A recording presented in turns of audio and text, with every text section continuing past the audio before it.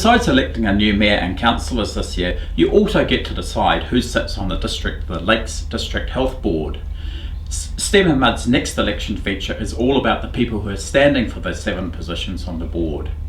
The board plays a very important role in the community. It's the governing body responsible for overseeing the delivery of health and disability services in our district, and the district is pretty big. 3 years ago, at the last election, I personally found it quite hard to select candidates as I had little idea of what they did and what the skills required were. In this series, we will tell you about the candidates standing and what skills and experience they have.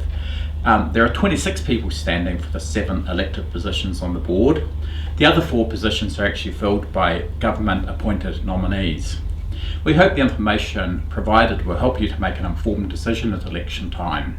Kathy, the Lakes District Health Board, it's a really important organisation for people to vote the members onto, the board members who run it. Yes. Can you tell us a little bit about the size of it? Because it's actually bigger than the Lakes Council, isn't it? Yes. Lakes District Health Board has an annual budget of about $330 million, employs, 1,400 people, and remember the District Health Board covers Taipo, Turangi, Mangakino, Kaingaroa and Rotorua as well, so it's the whole of the Lakes District. And yes, it's a big employer, biggest employer in this region. And with the board members, what do they actually do in their roles? So it's a governance role, so people need to bring skills and knowledge and attributes as governors. They're responsible for the health and well-being and improvements in health outcomes for the people of the Lakes District. So when voters are thinking about who to vote for, they should be thinking about the skills that the board members bring to the table. What skills do we need to have on the board? So there are various things people need to look at. One is that the person is fully committed to serving the community and seeing improvements in health outcomes for the community. They need to have good understanding of governance. So people who have served on Board of Trustees and been involved in trusts or other boards, people who have done Institute of Directors training, have thought seriously about taking up a governance role. Those are all really important attributes. Yeah. Do you have a view on whether people should serve on more than one of these bodies, like the Lakes Council and the Health Board?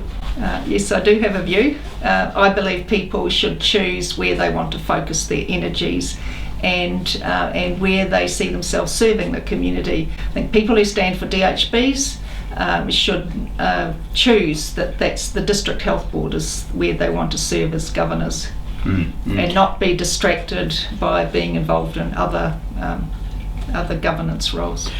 Is it imperative that they have any health sector experience?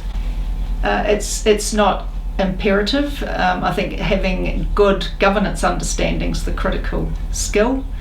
Having some, then people should think about when they're voting, diversity around the table. So it's really good to have some people that you're voting for who have a knowledge of the health system, and think about having voting for some younger people. Think about voting for Māori or other people of other ethnicities, and looking when you vote to make it count. And diversity around the board table is a really important attribute.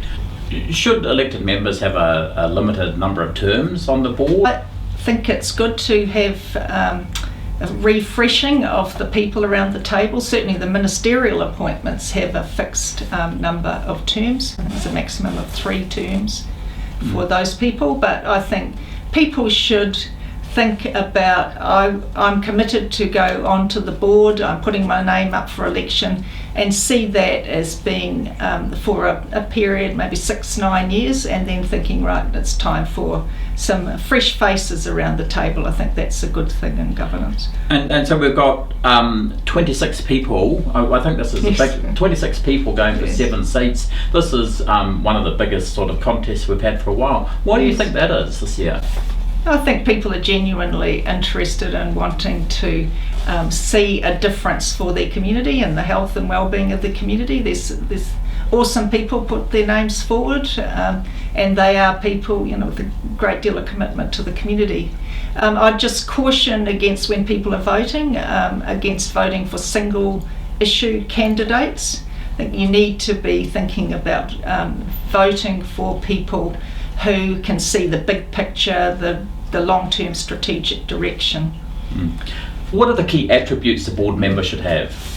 I think people definitely need to have a high level of energy, be committed to the work that's required. There is a lot of reading, and the person they need to have intelligence, be thoughtful and insightful, and to be focused about where the difference can be made, and be team players, be ready to contribute in a healthy team environment, and see that improvements can be made by working as an effective team.